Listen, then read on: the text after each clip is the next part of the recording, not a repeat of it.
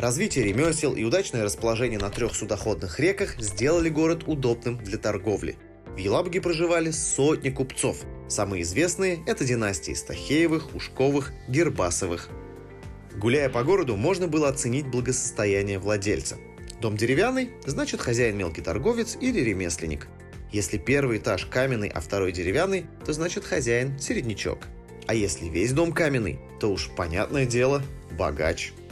В одном из таких домов родился Иван Иванович Шишкин, тот самый, который станет художником и нарисует «Утро в сосновом бору» и еще более 500 картин.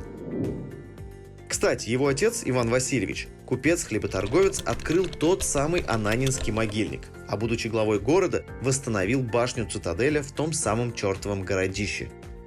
В 1833 году провел в городе первый деревянный водопровод.